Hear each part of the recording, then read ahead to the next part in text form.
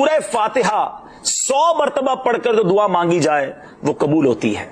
سورہ بقرہ کی تلاوت سے شیطان گھر سے بھاگ جاتا ہے۔ آیت الکرسی پڑھنے سے محتاجی دور ہوتی ہے۔ سورہ کہف کو ہمیشہ پڑھنے والا دجال کے فتنوں سے محفوظ رہے گا۔ والدین کی قبر پر ہر جمعہ سورہ یاسین کی تلاوت کرنے سے اس کی حروف کی تعداد کے برابر ان کے گناہ بخش دیے جاتے ہیں۔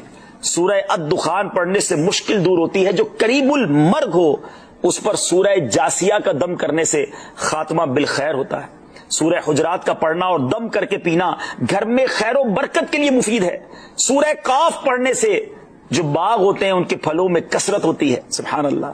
سورہ رحمان 11 بار پڑھنے سے تمام مقاصد پورے ہوتے ہیں۔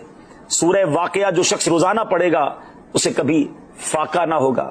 سورہ ملک کو ہر رات پڑھنے والا عذاب قبر سے محفوظ رہے گا۔ سورہ مزمل کو 11 بار پڑھنے سے ہر مشکل آسان ہو جاتی ہے۔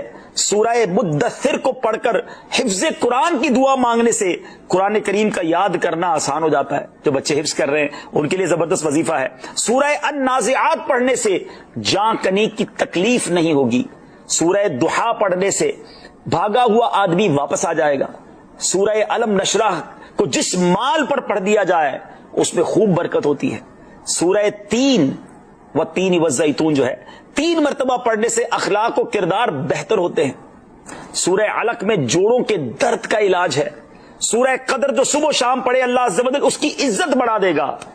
سورہ بینہ برس اور یرکان کا علاج ہے۔ جس آدمی یا جانور کو نظر لگی ہو اس پر سورہ عادیات کا دم مفید ہے۔ سورہ قارعہ پڑھنے سے بلاؤں سے حفاظت رہتی ہے۔ سورہ تکاثر کو 300 بار پڑھنے سے جلد قرض ادا ہو جاتا ہے۔ کئی لوگ کہتے ہیں جناب قرض بہت ہے، چلے قرآن کا وظیفہ لے لیں، الہاکم التکاثر، یہ جو سورت ہے 300 بار پڑھنے سے بہت جلد قرض اتر جاتا ہے۔ سورہ عصر پڑھنے سے غم دور ہو جاتا ہے۔ سورہ ہمزہ اور سورہ فیل دشمن کے شر سے حفاظت کے لیے، اور سورہ قریش جان کی حفاظت کے لیے بڑی مجرب ہے، بڑا کمال کا وظیفہ ہے۔ سورہ ماعون بڑی مشکل کے وقت میں پڑھنا بہت مفید ہے۔ سورہ کوثر کی تلاوت سے بے اولاد صاحب اولاد ہو جاتا ہے۔ کئی بے اولاد بھی وظائف مانگ رہے ہوتے ہیں۔ سورہ کافرون 1/4 قرآن کے برابر ہے۔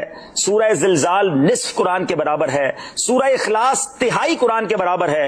اور سورہ فلق اور سورہ ناس سے جن اور شیطان اور حاسدوں کے شر سے حفاظت رہتی ہے۔